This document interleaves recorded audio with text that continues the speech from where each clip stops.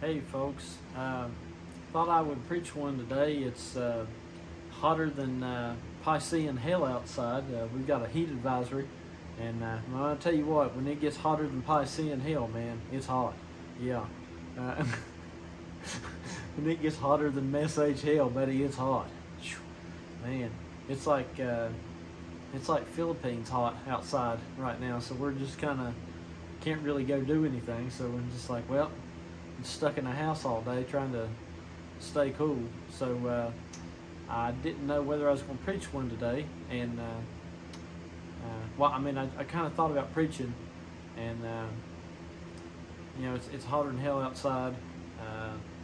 It's like Philippines hot, isn't it, wifey? Is it hotter here in the hotter here in the Philippines, isn't it?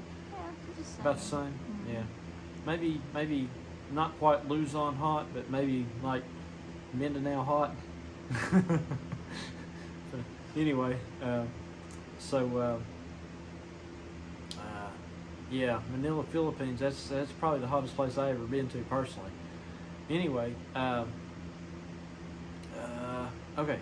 So I was kind of debating today whether I was going to preach one. I feel like I don't know. I just feel like I could kind of preach one, kind of not, And I was like, well, should I say something or no? And I was kind of debating, and I was like, well, I don't know. I could just let everybody wallow in their own stupidity, or I don't really have anything to do. I play like war and diplomacy simulation games, and that my friends don't usually get on till later on. So I'm like, well, I got 2 hours to burn, so why not preach one? Might as well preach one. I could just let everybody continue to wallow on in their own stupidity around the message, but I guess I'll preach one. Okay, so here goes. My wife has informed me that apparently in Butuan, in northern Mindanao, there was recently as we would call it in West Virginia, a Don Parnell shindig. A Don Parnell hootenanny. It was Don Parnell side, right, wifey? They all got together. First time in 3 years? Okay.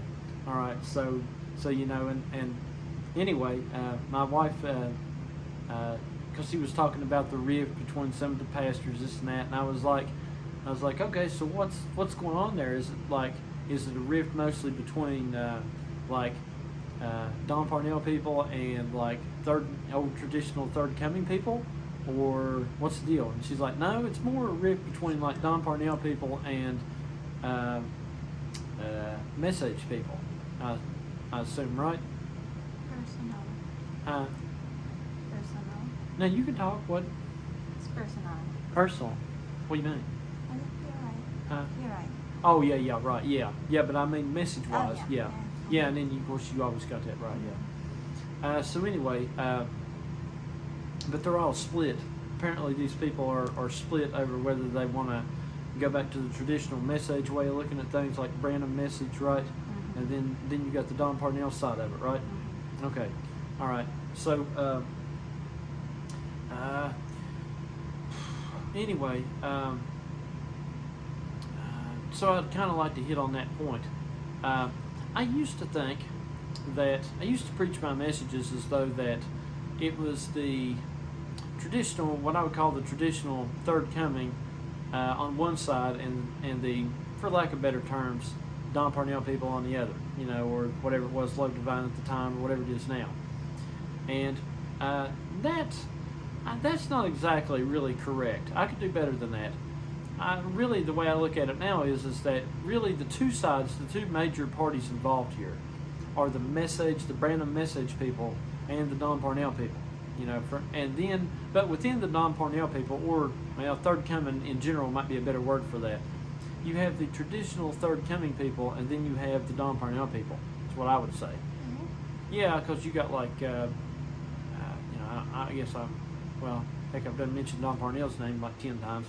I guess I could mention, like Bill Blades and Don Parnell, they had different ideas, and I don't know the names of the pastors in the Philippines, but anyway, really truly, the big divide is between you on one side, you've got the modern Don Parnell people, and then you've got the traditional Third Coming people. They're kind of on one side. Now they don't agree with each other. They don't agree with each other either. Okay, but they are all on one side in that they are all Third Coming. Okay, then you got the message, the Brandon Message people, which are the old message, the old message. You know, the we're all going to burn in the pits of Piscean hell. Although I suppose maybe technically the Third Coming, the traditional Third Coming people might still have some of those ideas. But anyway, nonetheless, moving on. So talking about like the Butuan meeting and this and that. I obviously I wasn't there. I didn't even see it. I don't know what went on. But hey, if they decided to have a big shindig after 3 years, it must have been a pretty big deal, right? Big deal. Everybody gets together, right? A bunch of pastors get together. I assume, wifey, you Just go by. just two, but it was a pretty big deal, though, right? First time. Okay, all right. So hey. So anyway. So let me kind of explain where I'm at. I consider talking about these two sides, message side, let's just call it message side and Don Parnell side for lack of better terms. Okay. I think that would be more simple. What I find here is that I find the Garden of Eden all over again here. Really what you've got there is you've got two opposite sides of the same coin. And the Garden of Eden was none other than two opposite sides of the same coin. God and Satan are two opposite sides of the same coin.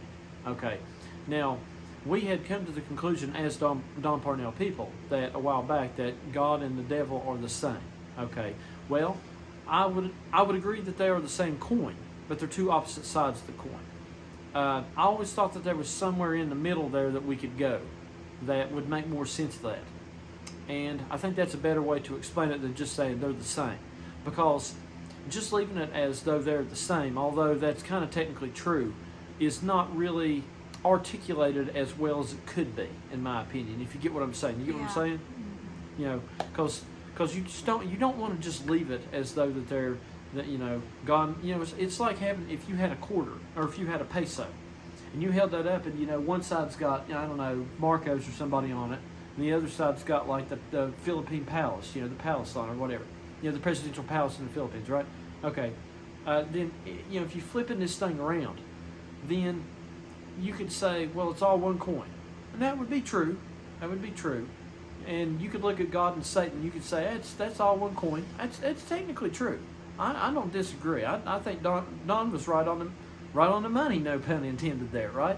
Okay, but I believe it could be articulated a little bit better and said that they are two sides of the same coin. So they are the same, but you have to.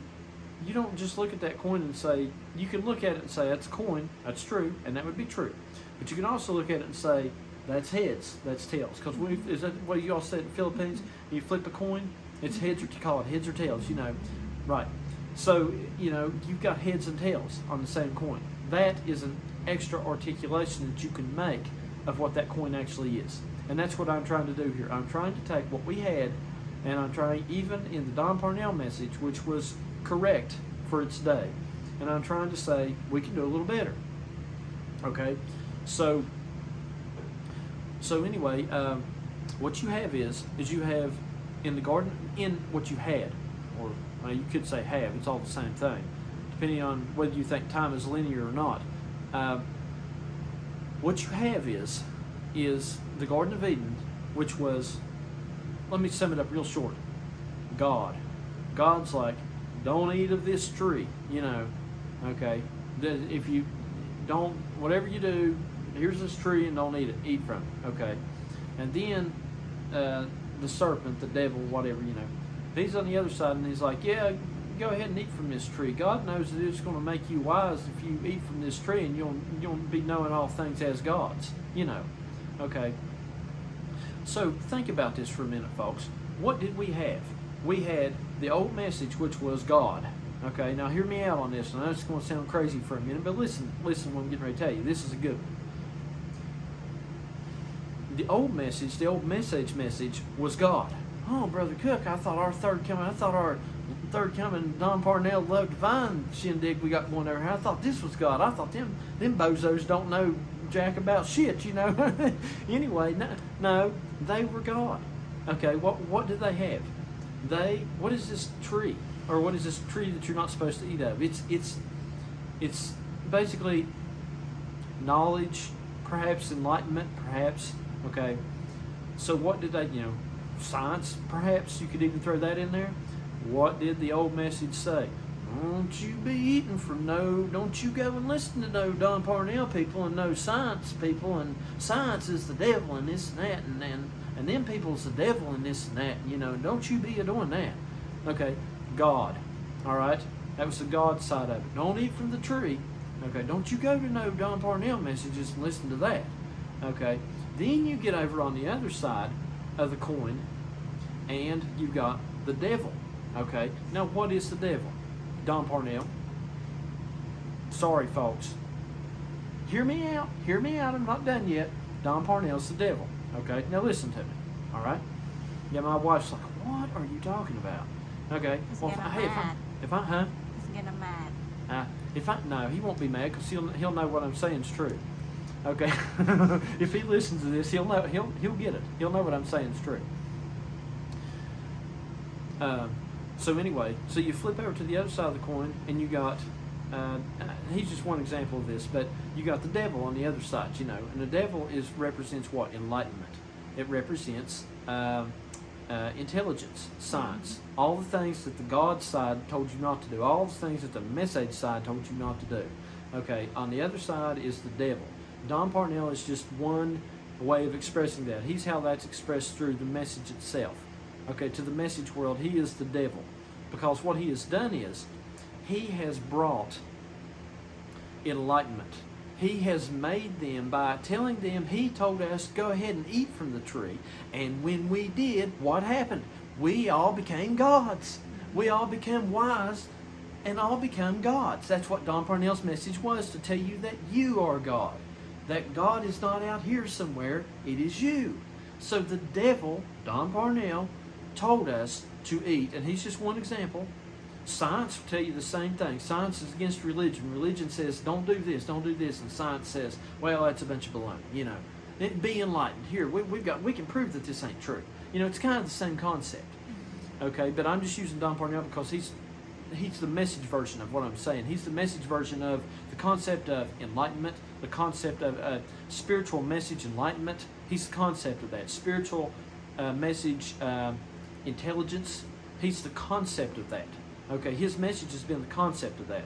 Okay, so he was the devil, and he told us all, he said, what'd you have? You had Eve out there. Eve's this woman that's been, she's been in the mess age. Okay, and she's like, God is, it's a hell of a message already, isn't it? Okay, so she's in the mess age. Eve's this woman. It was always the woman, the woman figure in the church. And she's been down in the message church, and she's been subservient to Adam this whole time. And she's been doing everything that the that the Lord commanded, and that the message pastor told him that this is the way it was, and that's the way it's supposed to be, and blah blah blah blah blah. And she's been down there, and then and then she gets out here, and then she one day she's on the internet, she's on YouTube, and it's like, hey, this guy's preaching William Branham message, huh? Never heard this Don Parnell? Oh yeah. Well, no, wait a minute. You're saying that we're all gods, And what he was saying was he was saying, she watches about a 5-minute clip of it, and she's like, wait a minute. You're saying that we should eat from the tree? That we should eat this fruit of understanding, which makes one wise, because that's what it was. It was just spiritual understanding. This fruit, this apple, if you want to call it whatever, the symbol of the apple, because the world acknowledges it, they call it an apple. So it is an apple in a sense if you consider intelligence an apple. Okay, this is the tree of understanding is what it was, because what makes you wise? What makes you wise, knowing things as the gods knew. That's what it said in Genesis 3. I don't have the exact quote, but You will be wise. The devil said to Eve, you will be wise, knowing things as God knows. You'll be as God yourself, basically. So what done that for us? Don Parnell's message. Simple. He enlightened everybody through the eating of this thing that the message people, the God aspect of it, said that you weren't supposed to eat. We went and partook of that fruit, just exactly like they said don't do, and whenever we partook of it, our eyes opened up. And what happened? We become wise as gods, knowing that we as men, as humanity, were gods. Okay? That's what you got. You've got God is the message people, and you've got the devil is the Don Parnell side of it. And I guarantee you Don Parnell would love that message. Even though I called him the devil, he would love it. If he listens to it, he'll love it. Okay? Now, what you've got is you've got, to put it in other terms, Pisces, Aquarius. Pisces was ruled by religion. Aquarius is essentially, well, I wouldn't say rule. It's kind of not really rule at all, but if it's ruled by anything, it's ruled by intelligence. It's ruled by understanding, enlightenment. Okay? So, it really is rule, but it's kind of not rule. It's weird. And if you, yeah, go ahead. Baby's coughing in there. So, anyway. Sorry, folks, I lose my train of thought there. But let me just tell you something about the age of Aquarius. If you're thinking about the age of Aquarius and you don't come to some weird conclusion about it, then your conclusion's wrong. It's got to be weird. That's what Aquarius is. It's got to be weird. You've got to have some weird conclusion to make it work. Okay? So anyway, but you had Pisces. Pisces was ruled by religion. That's God. That's God. The whole age of Pisces was nothing but God. It was God. It was God before they ate from the tree. It's God saying, Adam and Eve's walking through 2,000 years of the age of Pisces, and God, these pastors and all this and stuff, this church age stuff, was saying, don't you eat from this. Don't you have nothing to do with science. Don't you have nothing to do with alchemy or that was like working with chemicals back in the day. Don't you have nothing to do with anything, anything that might be science related or intelligence related. Don't you have nothing to do with those thinkers of the Enlightenment or Leonardo da Vinci or somebody. Don't you have that's the devil. Don't you have nothing to do with that Galileo or whoever it was, Copernicus or whoever that got on his telescope and seemed to see outer space a little bit different than everybody else thought it might be. Just don't you have nothing to do with that at all. Okay, that was Pisces. Aquarius is what? Aquarius is the devil. Pisces, God. Aquarius, the devil. Don Parnell, what is he? He is the prophet, the Paul to the age of Aquarius. Throughout this whole, look, we're going to go for 2,000 years. And for the past 2,000 years, everybody read the Apostle Paul at the beginning of the age of Pisces because he was the first prophet. His message carried all the way through. The Apostle Paul. Don Parnell is your Apostle Paul of the age of Aquarius. 2,000 years from now, they're still going to be reading this catbird. Okay, that's what it's going to be. So anyway, but he's the messenger to the full age of Aquarius. Paul was the messenger basically to the age of Pisces, the first messenger. You had all the other ones, and as sure as I stand here right now, there will be other ones throughout the age of Aquarius. Okay, but Don Parnell's the Apostle Paul to the age of Aquarius. This is the 2,000-year reign of the devil, is what we've got now. Okay, and Don Parnell is the first messenger of enlightenment, the first messenger, the first, messenger of the devil's message, of the enlightenment. Okay, all right, the enlightenment of man. Okay, now, we know that, for some, I'm sure that's going to terribly offend them, the idea that I've called Don Parnell the devil. Okay. Well, however, but it is what it is. But let me just say this.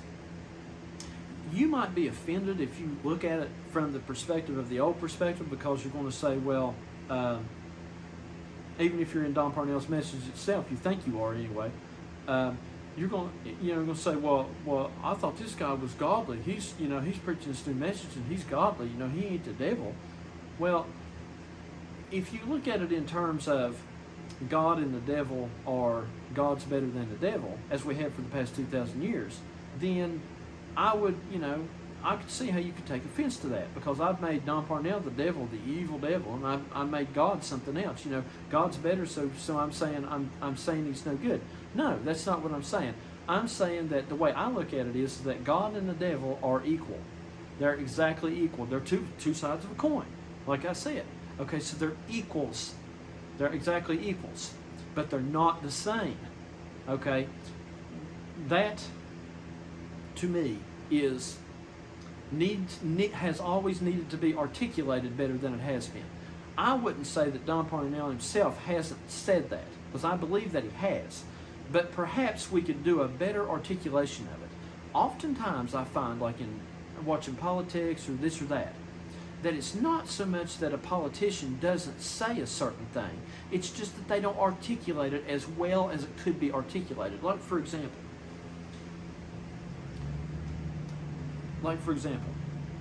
I'll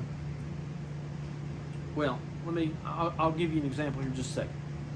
So what I'm saying is let's articulate the fact a little better that God and the devil are in fact equals, and are in fact in a way the same, but they also are two totally opposite sides of each other. Let's articulate it a little better. We've moved on now a little bit farther. This is 2024, June of 2024. Let's move on just a little bit farther, and let's articulate that a little bit better. Let's clarify that what 10 years ago, whenever probably Don Parnell first said that everybody had a pure shit fit about it. Okay, let's clear it up a little bit. Okay, and let's say that they're the same, but they're not the same at the same time. Okay, because you can't say that heads and tails are the same. You can't. But you can say they are the same coin. So they're the same and they're not the same. I have always tried to find something in the middle here. Okay? And I'm not saying Don Parnell didn't really say that whenever he said all this, but I'm saying he didn't articulate it that way, in my opinion. He didn't put the emphasis on the fact, as much as I'm doing right now, that they aren't the same. The articulation had always been, from the Don Parnell side, had always been that they are the same. And that was it, in the story. For the most part, that I heard. Now, correct me if I'm wrong, okay? But he didn't, he might have said, I think he did say this, what I'm saying now, but I don't think he put, to me, this needed just as much emphasis on it. I don't think he put just as much emphasis on the fact that they're not the same. I think he said that they're not, it wasn't sameness. But I don't think he put quite the emphasis upon that he put on the fact that, gee, they're the same. But you can't do that, because whenever he's not at fault if he did do this. I'm not saying he did, but I kind of think he did. He's not at fault for that, because at the time, see how it works is you got one side that's completely crazy, and then you've got to bring them to the complete other opposite side of way of looking at things. And the only way you can do that is you've about got to completely shock them. As there's no other way to do it. You've got to just completely blow it over and shock them. And that's the only way, and that's what Don did. He totally shocked them whenever he said that. Whenever he said that, because he said, God and the devil are one. Well, that was a total shock. At the time, you can't just explain the way I'm articulating it now, which is a more clear articulation. He couldn't do that at the time, because he was in a position where he was just trying to get them to think at all. Now they're thinking. It's easy for me to make this a more clear articulation now and say they're not the same. They're the same and they're not the same. But at the time, he couldn't say that, because that would just throw them completely off. Because at the time, all they could handle was they're the same. I understand that. Now, at that time, I was already thinking more along these lines, and I guess I was ahead of the curve. But anyway, but they are the same and they're not the same.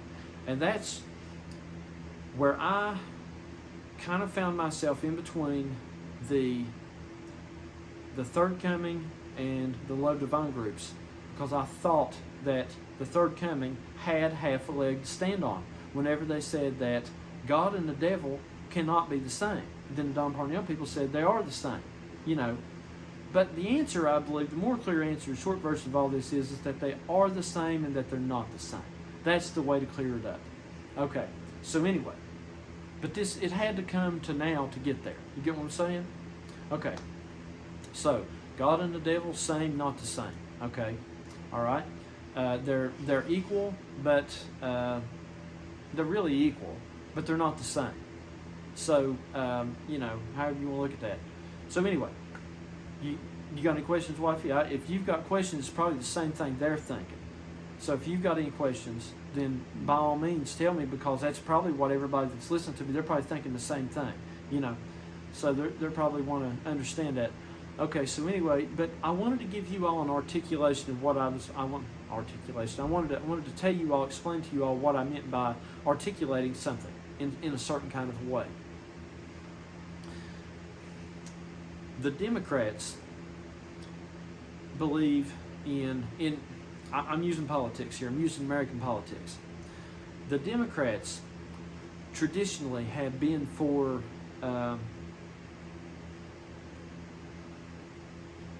theoretically helping the poor, okay, by social means, by social projects such as like Medicaid and all the other things I talked about, you know, food stamps, etc., etc. We just talked about that earlier.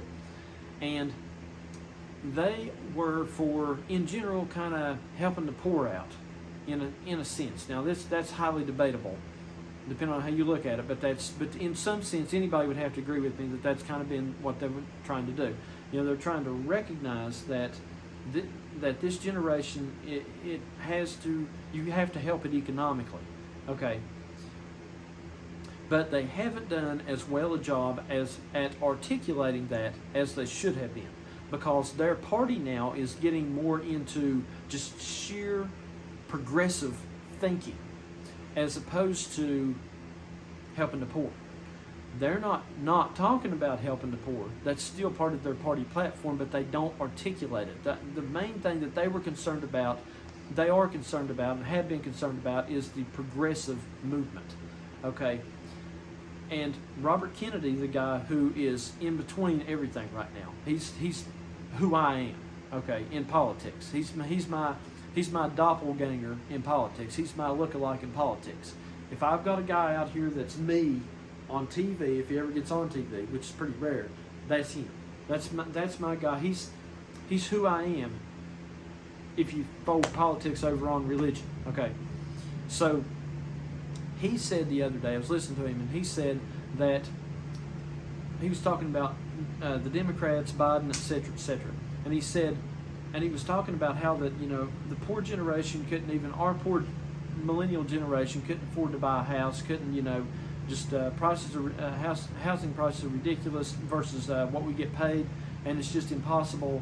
And he said that the Democrats, the progressives, had failed to articulate that. He said, somebody, I think the guy that was interviewing him, said, yeah, that's kind of the Democratic platform. He's like, yeah, but they have not done a very good job of articulating that. And that's what I'm saying here. The progressive thought process out here, to me, the Don Parnell side of things has done the same issue that the Democratic Party did. They went for complete progressivism. They're all about progress, and some things don't get articulated as well as they could, and it means a lot whenever it changes the narrative basically of things how you articulate it, as opposed to just the general platform being, you know, well, that's part of the platform, but that's not, you know, gee, this is, you know, progressivism, okay, cool, but you know, I ain't against electric cars, whatever. I'm not really against that stuff in a way, but or whatever it might be, progressive, you know, but there are other things that are very important, like an electric car is not so important whenever a guy can't afford a house. Okay, if you can't afford a house, for one thing, then you're not going to be able to plug in your electric car. Okay, so their progressivism's kind of shot all to hell. Whenever you don't fix, they went straight for progressivism, and some things slipped through the cracks in the floor is what I'm talking about. And those are the things I want to talk about here. And that's exactly what Robert Kennedy's been doing he's talking about the things that have slipped through. You know, we in West Virginia, United States, we got porches made out of wood, and there's always, you know, back in the day especially, you know, everybody had a porch made out of wood, and you had cracks in the floor that big, you know, so that the water could go through the porches, you know, so it wouldn't rot the boards, they could run off. And so anyway, and we'd lose everything down in them cracks. You had to go into your porch to get it back. You lost, you dropped a quarter, well, there it goes. You got to go get it. You know, it slipped through the cracks. That's why we say it slipped through the cracks. Okay, so that's what I want to talk about. I want to talk about all the things out here that, in my opinion, has slipped through the cracks of the Don Parnell message. That's what Robert Kennedy's doing. He's talking about the big issues. There's some big issues out here that have slipped through the cracks, have not been articulated as well as they should have been. Or, well, no, I don't want to say that. I don't want to say that they haven't been articulated as well as they should have been. I'm just saying that the Don Parnell Party, the Democratic Party, they were the progressive party, whether you're progressive in terms of the message or progressive in terms of politics. That's why that I compare these two, because Don Parnell's obviously the progressive message. The Democrats are the progressive message in politics. So that they're the same thing. Okay, they're the same thing. All right? And then I'm the Robert Kennedy. I'm the Democrat who basically switched independent. I was with them. I was with the Don Parnell people, and I had to go independent. I am now independent in that I'm articulating things and hearing these issues just like Robert Kennedy's doing in politics right now. Okay, so anyway, I hope you all understand what I'm saying. I'm hitting the issues of, like, you know, well, God and the devil are the same, but they ain't the same, you know, and that's kind of the same thing as, that's a big issue. It's like that's just kind of fallen. It's like that it fell through the cracks in the Don Parnell message. You know, they kind of just like, well, we're more interested in moving forward than we are trying to explain that, you know, a little better, or trying to clear that up a little better. And I'm more into clearing that up than I am necessarily. I believe in going forward too. I do agree with them on progressivism. Robert Kennedy absolutely agrees with the Democratic Party on being progressive. Okay, so I hope you all understand what I'm doing here. I'm doing the same thing he's doing. I want to clear these things up. I want to clear these things up and move forward. Okay. So, anyway, let's see. I wrote down a few things here so I wouldn't lose my train of thought. Okay. I wanted to talk a little bit about politics. A few things I've observed. Okay. And this might get into a little bit of an American message, but, you know, for anybody that's listening outside the USA, I don't know. I know the Philippine news plays some stuff of American politics, so I know they know what's going on too. I know probably people around the world, Africa, well, whoever may hear this possibly has some sort of idea. So, but anyway,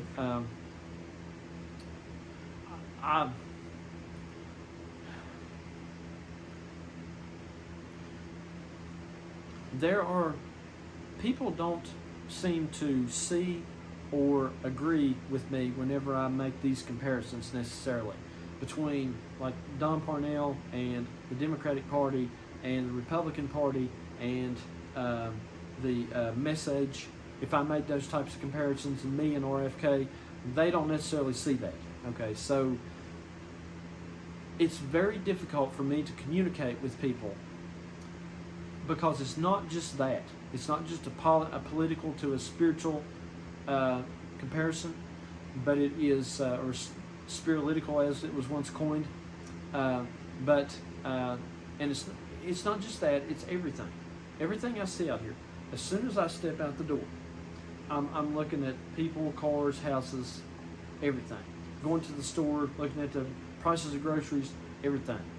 I see the comparisons between all this out here and the Don Parnell message and the message and my message and whatever. I see it all, and they do not necessarily see it. And it's difficult for me to communicate with people who don't see any of it whenever I see it everywhere. What they don't see at all, I see everywhere. It's hard for me to communicate anymore because it's like, you know, I don't know if y'all have ever seen that movie They Live, but Remember when he put on the glasses? Remember? And he could see, he put on the glasses and he could see what the billboards was really saying. They was like, obey. You know, remember? Okay, that's a very famous movie, They Live. Okay, that's where I'm at. What nobody's seeing. It's like I've got these sunglasses on and I see it everywhere. And I've got the sunglasses on and I'm trying to tell people, and remember he got in a fight with that guy. It's one of the best fight scenes ever, Roddy Piper, WWE wrestling. And he's fighting this guy and he's trying to get him to put these sunglasses on. And and he finally, I think he finally got him to put them on. And he's like, oh my God, And that's what I'm trying to get everybody to do. I have got the sunglasses. I've got the They Live sunglasses, and I'm trying to get everybody to see what I see, because I see all this stuff and nobody else sees it. I see it everywhere and nobody else sees it anywhere. And that's why I can't communicate with people anymore. I can't communicate. Like Robert Kennedy said, how can I communicate with the Don Parnell people whenever they don't see anything that I see everywhere? I got the sunglasses on. I can't help it. The stuff I'm saying is fact. I can see it. Progressivism, okay? When I make the comparison between the Democratic Party and the Don Parnell side of things, because they are both, the concept is progressive movement. Democratic Party, that's what Obama's campaign was. Progressive, moving forward. That was Democrat, okay? Don Parnell's message is what? Spiritual progressivism. To me, that ain't hard. That ain't hard to figure out that that's what that is, okay? And I see that, and it's like so simple to me. And then I go tell it to everybody else, and they're like, I don't know, maybe. I don't know, maybe sometimes, I don't know, but not really. And I'm like, you got to have that key fundamental to make the thing work. You got to have that key fundamental to make the understanding of what I'm talking about work. And I got my sunglasses on, and I could see that, okay? So anyway, whenever I got my sunglasses on, then Robert Kennedy gets up there, and here's what he says. He says, basically, as I recall, his idea, as I recall, was that, and even if it wasn't his, I heard this somewhere, I think, I believe he said that the biggest hindrance to progressive movement right now is the Progressive Party itself, okay? And I will talking about the Democrats, because the Democrats are the actual hindrance of progressive movement in the way that they are going. They're going headlong, headfirst in progressivism, and you can't do that. That's not the best way to do it, okay? People are falling through the cracks. The average person in doing it that way is falling through the cracks, okay? Not everybody can afford an electric car. Not everybody can afford a Tesla, okay? So, yeah, they're going forward, but the average person can't do that. The average person can't do these things, so they're falling through the cracks. So that's really not progressive, okay? And I think that's probably what Robert Kennedy was maybe getting at, was that he's not against progressivism. He's trying to get them to understand that what they're doing is actually detrimental to progressivism. And that's exactly what I'm going to say in the message right now. The Don Parnell side of things, the love divine, whatever you want to call it, his side of things is progressive, but really truly in the way that it's, and I don't want to make this, I'm just using his name to explain the thought process I'm talking about, not necessarily the man himself, because the man himself would have to, that would be a different conversation perhaps. But the theme out here of the Don Parnell people in general, the way that they're going forward with things, if in fact it could be considered called going forward now, is actually more detrimental to going forward and being progressive. They are the biggest detriment to going forward and being and moving forward that there is out here. You think it's the message people? Say, well, the message people are stopping everybody from moving forward. Not as much as the Don Parnell people are. Get mad at me if you want, but that's a fact. They have stopped progressivism and stalled progressive thinking by going probably headlong into progressivism and letting everything else fall through the cracks. They're the greatest hindrance to it. They are the greatest hindrance to moving forward. Try this. Here's another one that I got my sunglasses on, and everybody else just looks at me like I'm crazy. And I go down the street and I see, obey, do this, watch TV, and all the things that it said in that movie, they live. Okay, here's another one I got my sunglasses on. I know that the Message people are the Baptists, and the Don Parnell people are the Pentecostals. Okay, that's what they are. Okay, I got my sunglasses on, but everybody else don't see that. They don't seem to see that. But I got my sunglasses on, I could see what they are. Okay, you can't tell me any different. You couldn't tell Rowdy Roddy Piper any different. As he said in that movie, I have come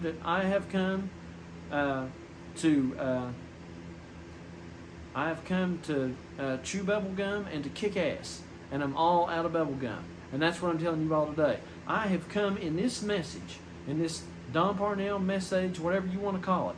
I have come here to chew bubble gum and to kick ass, buddy, and I'm all out of bubble gum. So there ain't nothing left but ass kicking.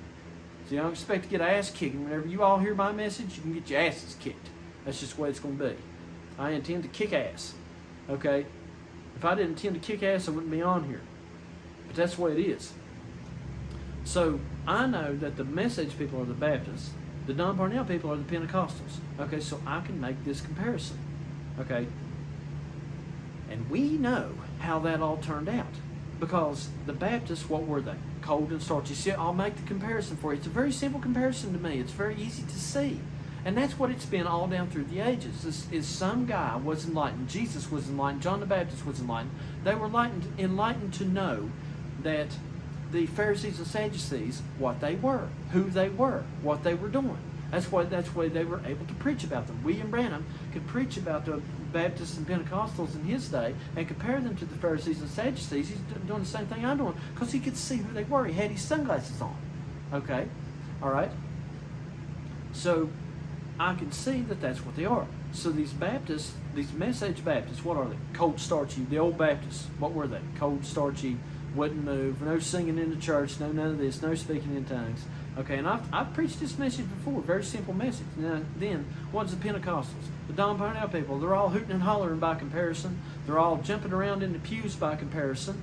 Okay, they all believe in speaking in tongues. And what's the Don Parnell message all about? We all compared speaking in tongues when the Don Parnell message come around to understanding a new message, a forward movement, a progressivism. Okay, so they believe, so the Pentecostals, so just like the Pentecostals believe that speaking in tongues was the evidence of the Holy Ghost, the Don Parnell people out here believe that progressive understanding, the moving forward, the moving forward is understanding, proves that they have understanding. Okay, so what I'm saying is that William Branham said that, and I've said this, but I'm going to say it again. He said that speaking in tongues is not evidence that you have the Holy Ghost. Because all the Pentecostals believed whenever they spoke in tongues that was proof that they had the Holy Ghost, they was going to heaven. Okay. William Branham said that's not proof that you have the Holy Ghost, because he said he'd seen witch doctors in Africa or whatever speak in tongues and then turn around and drink blood out of a human skull. So he said that's not proof that you have the Holy Ghost. And that's what I'm saying now. You bunch of Pentecostals, you bunch of Don Parnell Pentecostals out here. You all believe that because you believe a modern message, that is proof that you have understanding. The Holy Ghost, or speaking in tongues, is equated now to speaking in new tongues. So it's speaking a new message, understanding a new message. Okay, and they think that, and the Don Parnell people today, the Don Parnell Pentecostal people today, mistakenly think that if they speak in a new tongue, if they have a new understanding, if they're constantly getting a new understanding and constantly speaking in tongues, that's what it is now, then they have the Holy Ghost. What's the Holy Ghost? Real understanding. Okay? Well, they don't. That is not proof. Now look, I'm not saying that they don't have it. I'm not saying that they don't have real understanding, because as I recall, William Branham didn't say that. He just said that it was not necessarily that they did have the Holy Ghost. course, the Holy Ghost is something totally different now. In the age of Aquarius, the Holy Ghost is understanding. And in Piscean religious terms, it was, some religious God thing, right? Some inner soul thing, because that's what Pisceans all, So anyway, but they don't, it's understanding now. The Holy Ghost, what we're trying to get now, because it's the whole point of going to church is to get the Holy Ghost. You got to get the Holy Ghost, brother, you'll be saved. Okay, well, what is it now? You go to church now. What you go to the Aquarius version of church? Forgive me. Okay, you go to Don Parnell's church or whatever. Let's get in there and let's get a new understanding, and then we'll get a new message, and then we'll have real understanding. No, you won't. A new message will not give you real understanding, not necessarily. Okay, and that's why I'm saying that they're Pentecostals. The cold starchy Baptists, the message people won't leave nowhere and won't do nothing. You can't. They won't believe. They wouldn't go to a Pentecostal church. They think, what was I always laugh at William Branham's life story when I get to comparing this. I compare this to myself, and I think about what was it? Mrs. Broombaugh was Hope's mother in, as I recall. Hope was William Branham's first wife. We need to listen to that sometime if you ever get a chance. It's real good. So anyway, William Branham had went off and found the Pentecostal people because he was a Baptist. He's a Baptist preacher. And he goes off and finds the Pentecostal people, and he just has the biggest time of his life. Has the best time ever. And he comes back, and Mrs. Broombaugh, she's a Baptist or whatever. It was his mom's wife. And she said, Billy, don't you be going down there with them Pentecostal people. That's just trash at the church throughout. She said, well, them people's just trash at the church throughout. Okay, that's the way the message people look at the Don Parnell people. Billy, don't you be going down there with them Don Parnell people. That's just trash that we threw out of our message church. That's the way it is. And but oh no, Brother Cook, you can't make these comparisons. You can't say that. The Don Parnell people is Pentecostals and the Branham people is a Baptist. Well, it's how better of a comparison? What better a comparison could you want than that? You all know that's true. You all know that's exactly the way they look at it, and it's an exact comparison. Got my sunglasses on. It's an exact comparison between the way they act and the way they act. Okay? Then what had to happen was it had to come sooner or later that William Branham, what did William Branham do? He started off as a Baptist, he became a Pentecostal, and then he got out of that, and then he became his own thing. We good, wifey? Okay. So sooner or later, there's got to come a William Branham. And the William Branham has got to sort out the problems that the Pentecostals has went just headlong right in with their ideas of speaking in new tongues. Because it was all they knew. And a lot fell through the cracks. Okay? The speaking in tongues was right, but it was a lot fell through the cracks. Don Parnell's, the whole theme of the Don Parnell message is not wrong. Progressivism is right. Okay? Robert Kennedy would tell you that the theme of the Democratic Party is right. But it's what's wrong is what's fell through the cracks. William Branham had to come along, and he had to figure out what had fell through the cracks and sort that out.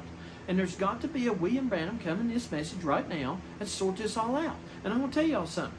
If anybody says, well, no, there don't have to be that, Brother Cook, because we're into something new now. We're doing something totally new. My response to you is this. If we're doing something new now, then why are you all doing the same damn thing you've always done? You tell me that. You tell me. If somebody comes along and tries to tell me that bull crap, here's what I got to tell you. Now you listen real good to what I'm getting ready to tell you. Y'all might not like the way I do things, but you know what? William Branham used to get mad about it too. Y'all tell me this. Riddle me this, Batman. Tell me. If everybody comes along and they claim that my message cannot be the same, right? Because I'm saying the same core message of what always was. My message is nothing but the same core message of what always was.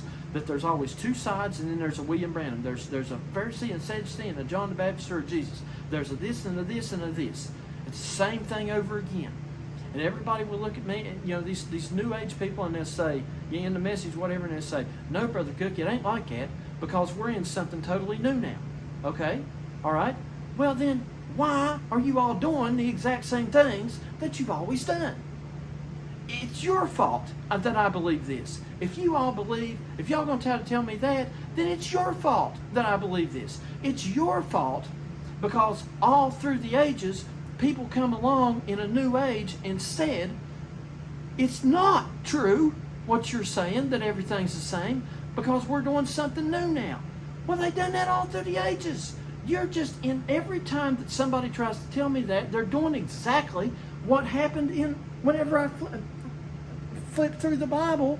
It's nothing but stories of two sides being in there, and then a third guy coming and trying to sort it out, like William Branham, and then the one side says, oh no, we're doing something totally different now. So what you're saying about how that you're coming and doing what the prophets before you did, exactly like they did, and sorting this thing out, you're wrong, because we're doing something new now. This is a new age. This is something different that's never been done before. Okay? And you know what they're doing? You know what they did? They did the same thing that they always did. Because by saying that this is a new age, it's totally different. It is a new age. But they say it's totally different than it was before. By saying that it's totally different, you get what I'm saying? By saying that it's totally different, they're doing what they always did in the Bible. And you're claiming to me that it's a new age? Well, then stop saying everything's totally different, because that's what they always did. The Pentecostals did the same thing. They said, "Oh no, it's William Branham guy. It can't be the guy, because it's just something totally different," or whatever. All of them through the ages. The Baal worshippers, they did that. They said, if you read in between the lines, you got to be able to read in between the lines like William Branham used to do, like all the prophets was able to do. What did they do? They come along and they said, "Oh no, there's no prophet of God anymore in the land, because we're over into Baal worship, and this is something totally different. Or we're into something, we've done come up with some new thing altogether totally different. And it can't be this way, because we're doing something, everything's changed now. And there can't be no prophet of God in the land. There can't be this guy that's going to come and sort this out, this William Branham figure. There can't be in 2024, there can't be this William Branham figure that's going to come along and sort out this message, this age of mess age and Don Parnellism, and sort it out. That can't be, because we're over here in the age of Aquarius time. Everything's totally changed." That's what they always said. Why are you all acting? Listen to me. You're doing it again. You're doing it again. You don't even realize it.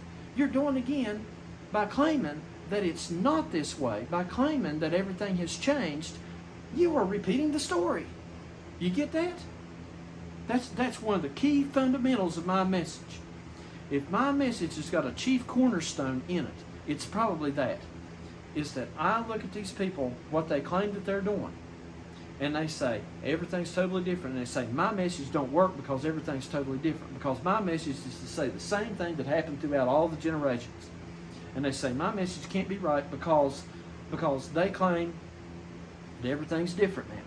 And that says, well, that dismisses you. That dismisses you coming back and saying that's what you are, is that guy having come back and sorting the things out. It dismisses you because everything's different now. You don't belong here. By doing that, they have repeated the storyline.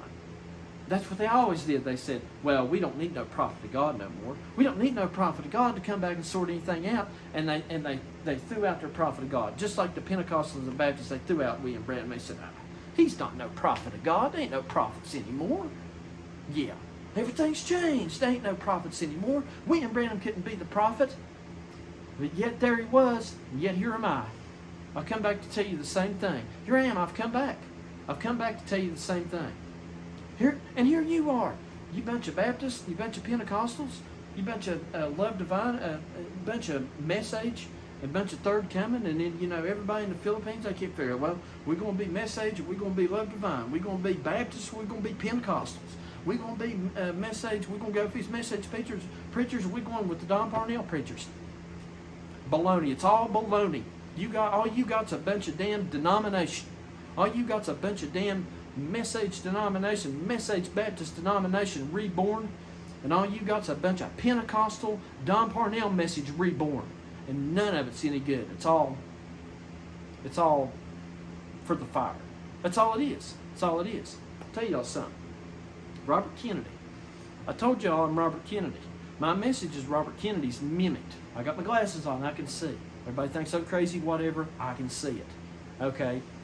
Because I'm supposed to see it. That's the whole point. Robert Kennedy, they said that on the last poll, so it's supposed to be a presidential debate coming up here in a couple of days. It's going to be Biden and Trump, right? You know, your two big parties, Republicans and Democrats. Okay.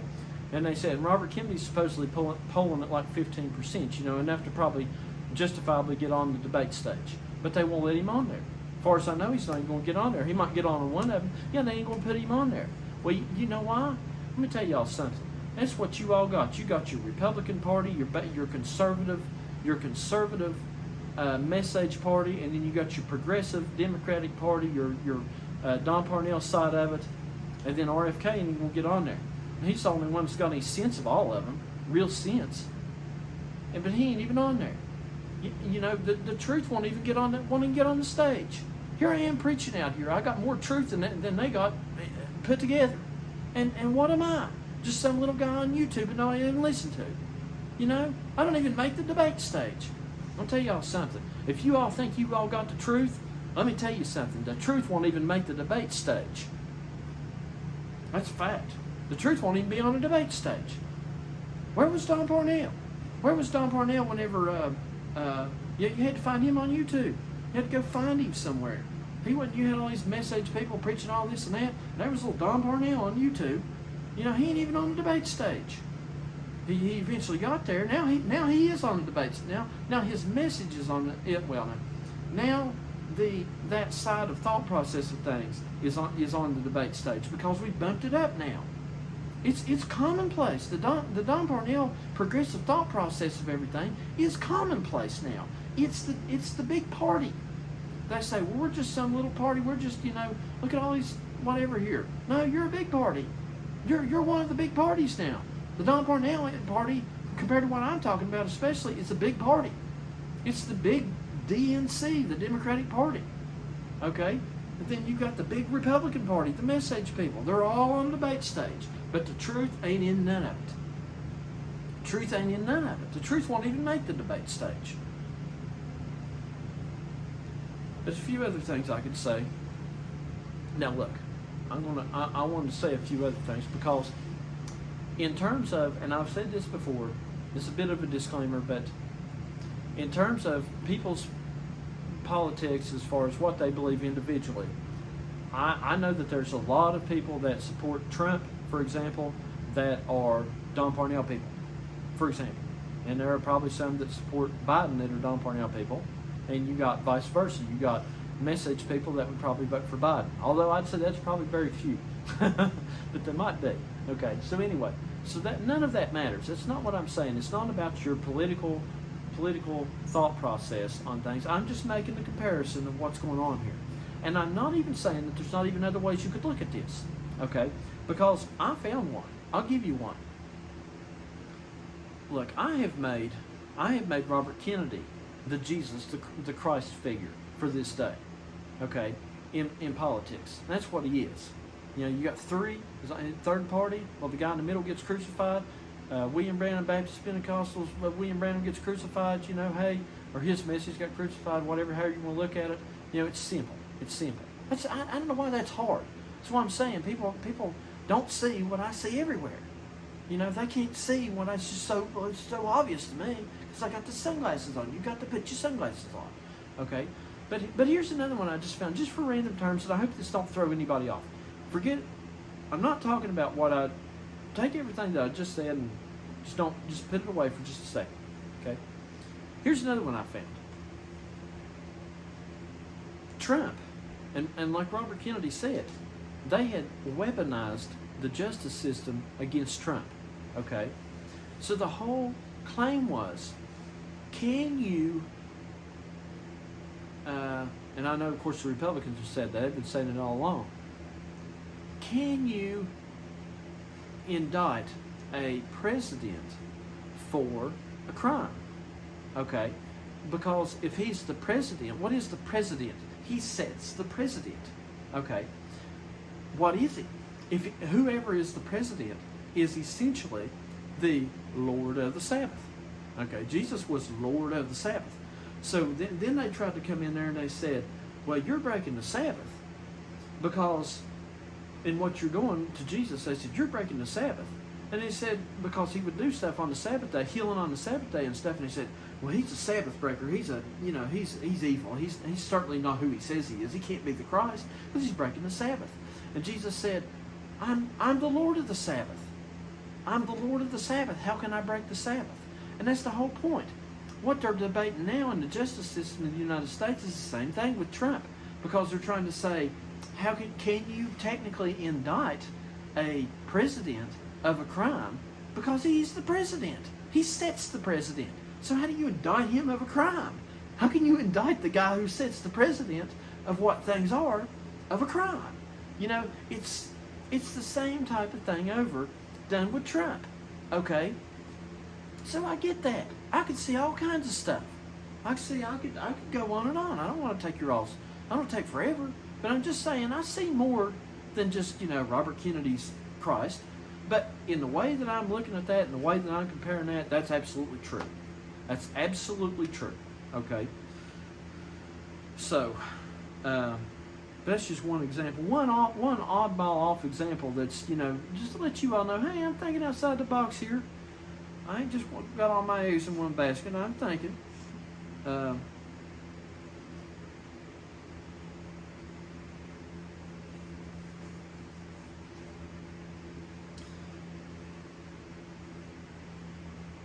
Couple more little thoughts you all might enjoy. But you all got what I'm saying. If anybody got it, anybody's going to get it, that was enough fair for them to get it, right? They get it.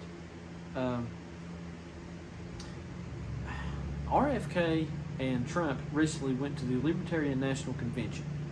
Okay, and Trump basically got booed off the stage. And a lot of people said that if they were going to vote for either, because the Libertarians usually associate more with the Republicans than the Democrats because they believe in social liberties and the Constitution, etc., etc., depending on how you think of it.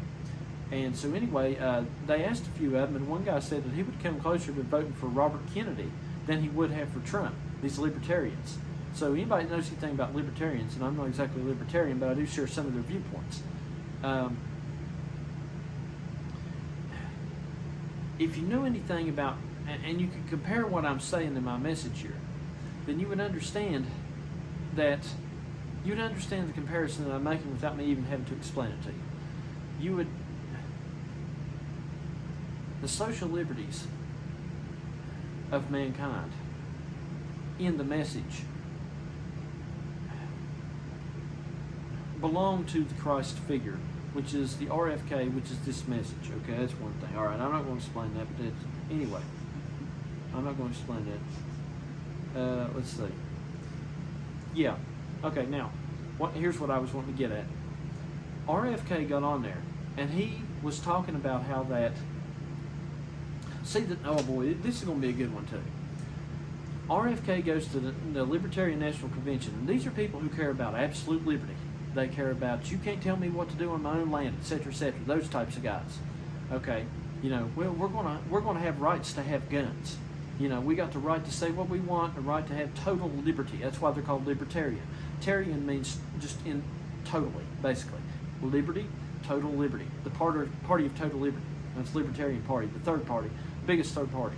Okay, unless you count independents, they're not really a party. So anyway, so RFK goes to the Libertarian National Convention, and he's talking about Trump and Biden.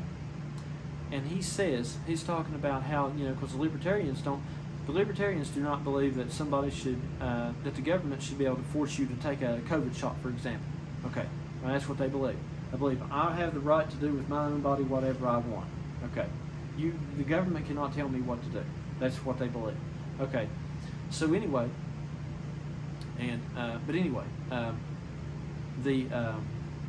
so Robert Kennedy goes up there, and he's talking about, obviously they don't like the Democrats because the Democrats are basically kind of like trying to force people to take shots, always trying to take guns away from people and this and that. It's anti-libertarian. Okay, so they already know they don't like the Democrats, and RFK gets up there, RFK Jr. gets up there, and he's talking about, he said, he didn't talk so much about that, he talked about Trump. And he said, well, you know what? Because Trump's the Republican. He's the guy that's supposed to lean more libertarian. The libertarians usually side with the Republicans. That's how it works. And when it comes down to it, the Republicans or the libertarians just about always side with the Republicans. Okay. So when it comes down time to vote, that's kind of the idea. If they don't vote Libertarian, they usually vote Republican. So RFK goes into talking about how that whenever COVID came, that Trump, what did he do? RFK said, well, I believe Trump had the right idea in the beginning, but what happened? Sooner or later, it all got started that it went to how that Trump did that, Operation Lightspeed or whatever, to try to get shots for everybody and this and that, and then they was all trying to, he kind of listened to the doctors or whoever, and then what did? They kind of started trying to force shots on people and do all this and that, and he said Donald Trump, a businessman, went and shut down all the businesses, went and shut down everything in COVID, went and shut down all the businesses in the name of, it was a pandemic and he was saving lives. Well, constitutionally, you can't do that. That's against the core idea of the Constitution. You can't shut down the government, the economy. You can't shut down businesses because of a pandemic. You can't shut down businesses because you're in wartime or something. That would get into an issue of a constitutional issue. So what he was saying was, RFK basically exposed Trump for doing the same things that they're all mad about the Democrats for doing. He was saying that Trump had practiced the same type of governmental controls at the end of the day that the Democrats had done. And so RFK goes there and exposes him. And he said, well, here's your issue. Trump's just like the Democrats. There's no difference between them. And that's really the fact. Because in the message today, the truth is, and they ain't gonna like this, but the message people and the love divine people and whatever, there really ain't no difference between them. There's really no difference. They're just one side of each of a coin. The Republican and Democratic Party in the United States, everybody that knows anything at all knows that they're just the same bull crap. One will do the same bull crap in one direction that the other one does in the other direction, but it's the same horse crap all the way around. The two parties, and Chris Cuomo, I give him kudos, Chris Cuomo on, I think it's Newsmax or one of them stations. He's all the time talking about how the two parties are useless, how they are the same, basically same bowl of crap. Okay, the way that they do things, but from opposite ends. So all it is it's an attack on your personal liberty from one side or the other. That's what Robert Kennedy was talking to the libertarians about, from the way that they perspectivize things. Okay, so that's what you got. He was saying, all the libertarians are saying, well, we're going to vote for Trump because he don't believe in. And Robert Kennedy said, well, he did the same thing. He added to the national debt. He shut down the economy when he shouldn't, when that was unconstitutional to do so. He was the one that got all this shots and stuff, and the doctors and this going. He did it. And then the Democrats, of course, we know the Democrats are going to do it. They're all the same. And that's what the problem is out here. They want to go. I mean, I hate to tell you all this. All you people that might have went to the Butawan shindig, it's all the same. You might as well have went to the Message shindig. The Don Parnell people in the Message, it's all the same. All it is the same bowl of crap from two different directions. The Pentecostals and Baptists, what are they? Same bowl of crap, two different directions. That's all it is. You've got to find the William Branham people. You've got to find the message in the middle. You've got to get off of these parties, these political parties, and you've got to get off of these spiritual parties, these denominations of Aquarius and Pisces. You got to get off of this stuff. You got to get off of this Don Parnellian side and this Message side. You got to get off all this. You got to come in the middle. You got to find something else. You got to get on YouTube and you got to find this character. This little guy out here that ain't on a debate stage. That's what you got to do. That's how it works. That's how it works. That's how it's always worked. If you don't find that guy in between the two, then you just got denomination. And you say, oh, well, we're up in the age of Aquarius now, Brother Cook. We don't have any denominations. Horse shit. All you got now is a modern version of denomination. You got an Aquarian version of denomination. It's nothing but the same stuff. Anti-church church. Anti-church Aquarius church. Anti-religious church. It's all the same crap. Religious church, anti-religious church. You know, God is up in the sky. God is everybody. Oh boy, I didn't say that, did I? Well, that was. People might not like that. I got to thinking about it, and I thought, you know, God is everybody. God is humanity. That's just the Aquarian way of looking at it. That's not the way of looking at it. I'm not saying there is the way of looking at it, but that's really just the Aquarian side of things. The Piscean side was God was up in the sky, and, you know, he was out there somewhere. Okay, well, that was just a Piscean way of looking at it. The Aquarian, are we going to come over here into Aquarius and say, well, God is humanity? And, of course, I loved it when I first heard it. But, like I said, you've got to go through that phase of having first heard it. Because it's the only way, like I said, I'm not putting Don Parnell at fault at all. Because he had no other way to do it. If we hadn't had him, we wouldn't be here having this conversation. You've got to have him to come first. He's got to come in and bring this new age, the age we're moving into, the Aquarius side of things. He has to do it that way. He can't, I don't think he wouldn't be meant to. His concept, that whole concept, wouldn't be meant to understand what I'm saying. Because it's meant to do that. It's meant to just be like a total opposite to the age of Pisces, to shock people into the new thing. But once you've got into the new thing, then you got to come back to your senses. William Branham, he was a Baptist, you know, cold starchy Baptist. Then he goes to the Pentecostals, and what happened? Shock factor, total shock. He thought, we need to listen to that sometime. That William Branham's life story is great. He goes to he finds the Pentecostals, and he had the best time ever. It was shock factor. He was shocked. He couldn't believe how good it was. And then he started to look at it and see, oh, well, you know, speaking in tongues is not necessarily the evidence of the Holy Ghost. Then he started to see where the Pentecostals, they were good shock factor. He had to be a Pentecostal. He had to be a Baptist, then a Pentecostal, and then he's got to come back to the middle and be William Branham. That's what I'm telling you. You've got to be a message, then you've got to be a Don Parnell person, and then you've got to come back to the middle and get your senses together. And that's what I've been telling you. That's what my message is. It's getting your senses together. And I ain't even on the debate stage. You gotta find me. You gotta find my little message down here, and whoever else. If there's anybody out here preaching it, good. I ain't heard them, but cool. But you're going to have to find this, regardless of whether it's me or who it is. You're going to have to find something that ain't on the debate stage. That's in between the two. Okay, a few little jokes before I leave. A few little jokes, little funny things I found. Okay, I've ragged on everybody. Okay, y'all know I y'all know how I feel about everybody. Maybe I shouldn't do this. I don't know, but just a few little. I just think of little funny things, there, funny anomalies, and now and then. And I'm going to do 2 on the message today. And I might do the next time you hear me. I might have some Don Parnellian side anomalies that just don't make any sense. I probably said a few this message. But here are some things of the message that I just got to thinking about that I just thought's funny. And like I said, today the message, maybe the next day I'll have funny things about the Don Parnell people and I'll make it even. But today's message. It just seems to me that, I know we're going back here, but bear with me.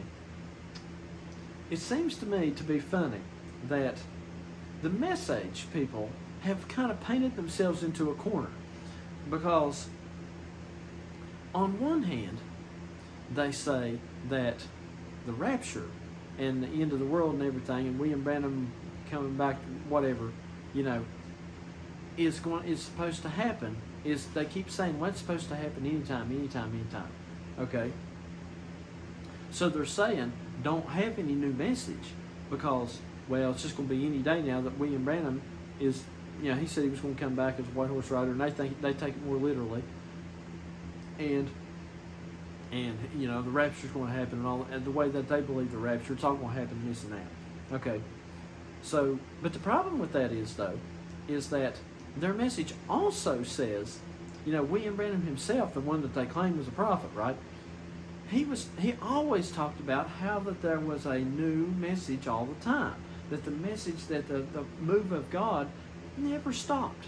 It was, well, it come up through the Baptists and Pentecostals and him and, Methodists, Lutherans, Methodists, Baptists, Pentecostals, whoever else, Apostolics, whoever, whatever it was. And it was always moving. That Spirit of God, as they put it, was always moving through the whatever. Okay. So he's like, there's always got to be a new message coming. Always got to be a new message coming. But yet, here we have sat here, and it's what he died in 1965, and we're almost 60 years removed of William Branham, and so they're claiming that there's been no new message in 60 years.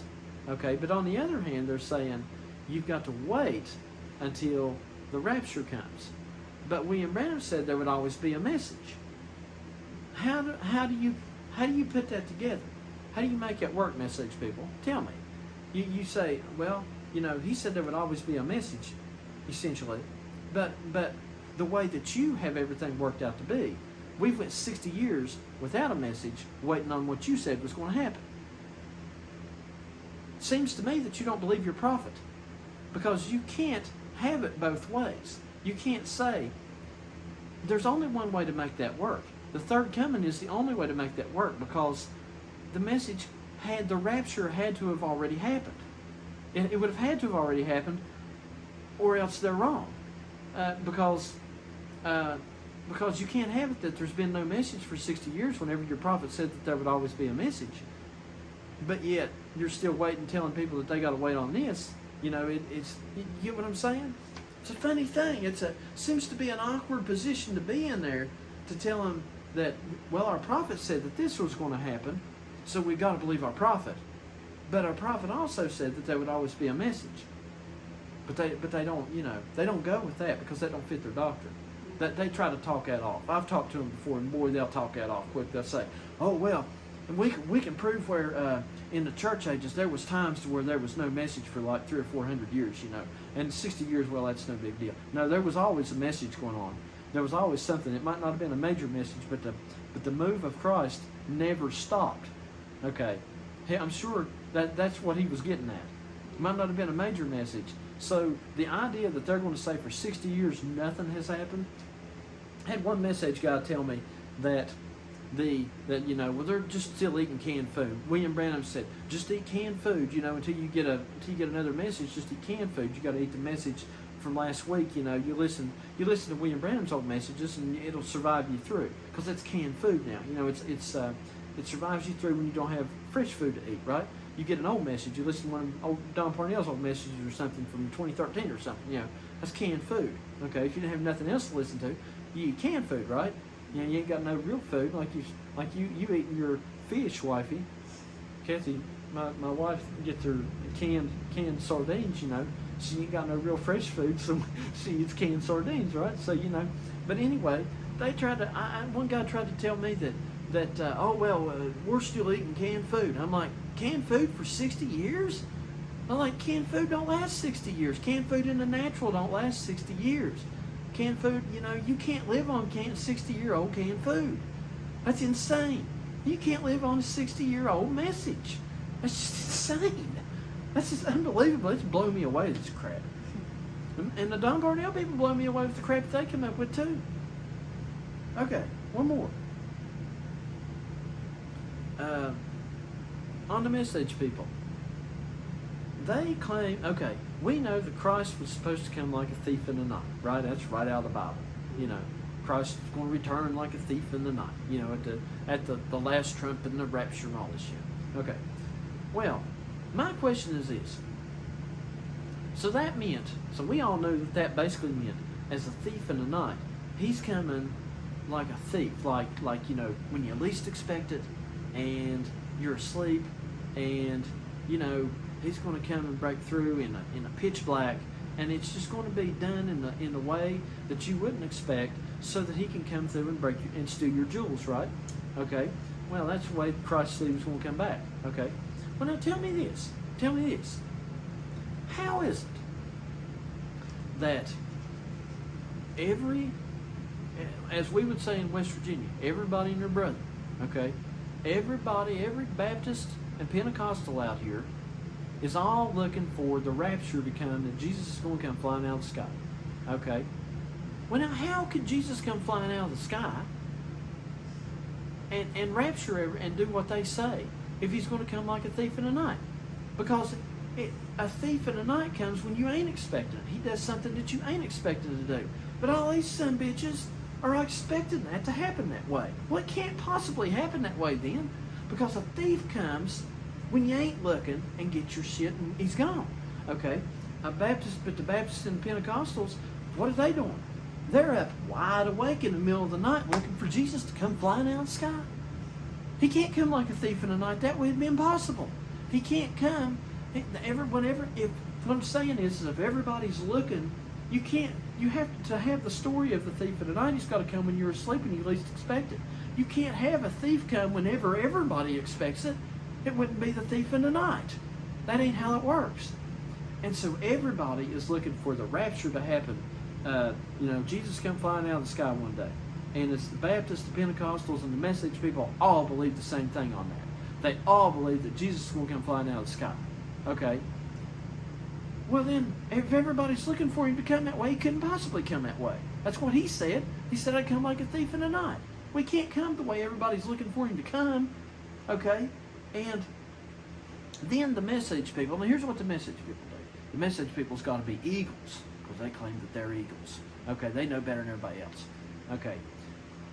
So, what they do is they say, well, William Branham said that the rapture would be, that would be very, very few people. That's not going to be a lot of people.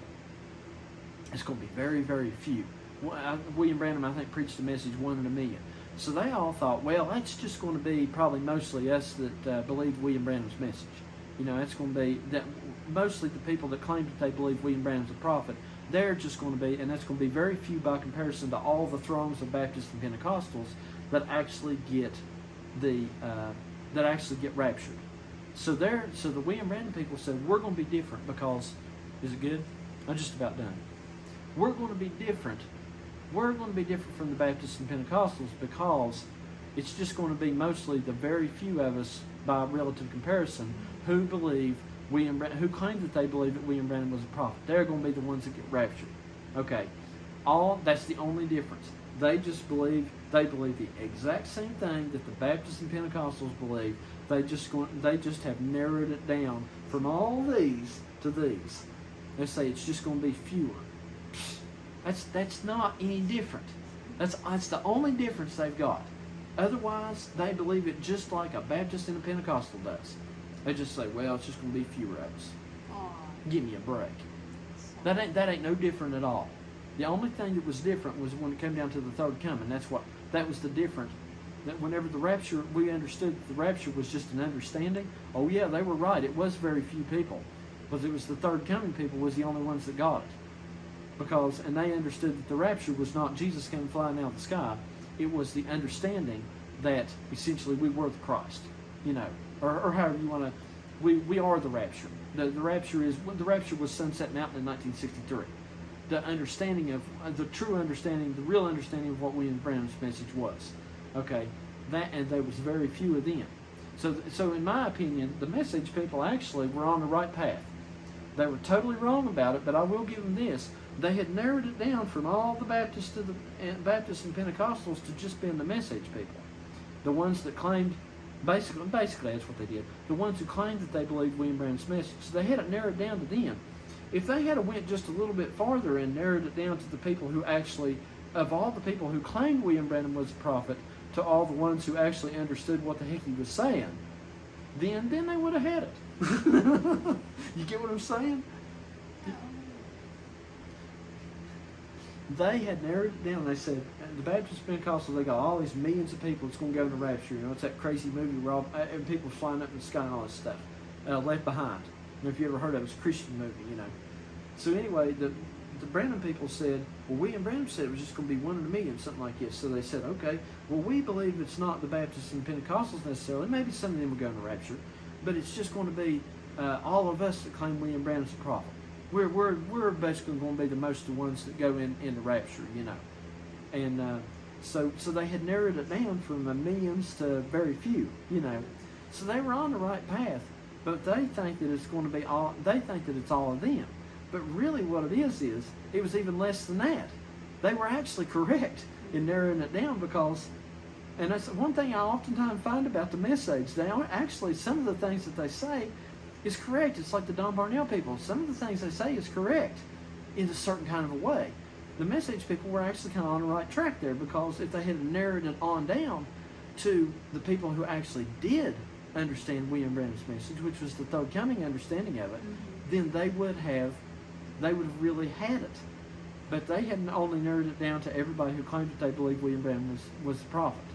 And of course they missed the whole thing because they think that you know, if you believe William Branham's a prophet, then Jesus is going to come and take you in the rapture, and he's going to come flying out of the sky and get you. That's what craziness they believe. But the real people that got it were the third coming people because they understood that just what William Branham said. William Branham said the rapture is a revelation.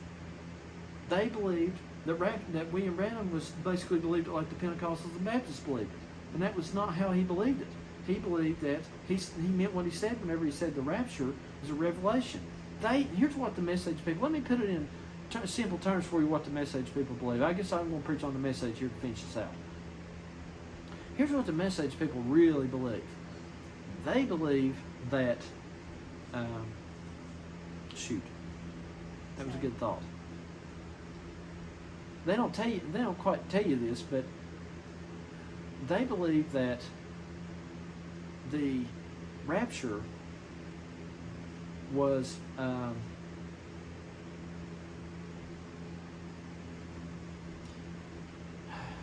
man, I lost it. They believe that the rapture is exactly like the Pentecostals and Baptists believe it to be. That's pretty much what they don't differ with them at all on what they believe it to be. I had a better way of putting it there, but I can't remember now. Anyway, but William Branham said it was a revelation. It's not a. Oh yeah. How that the message explained that is whenever whenever William Branham said that the rapture was a revelation, they explain it this way. They say that, well, what William Branham meant was that the rapture is a revelation of the understanding of how the rapture is going to be, that Jesus is going to come flying out of the sky, and that it's going to be done exactly like what their church creed and the way they look at it, and the way the Pentecostals and Baptists basically believe it to be. They believe that it's a revelation of the understanding of the old concept of the way they looked at the rapture to be. Okay? Well, William Branham didn't say any of that. He just said the rapture is a revelation. Period. Okay? You talk to a message. You want to mess with the message people. You love divine people or third coming people or whoever you are. You want to mess with the message person. Go and talk to them and say, well, the rapture is a revelation, and watch them take off. And say the rapture is just simply a revelation. That's what he said, just simply what he said.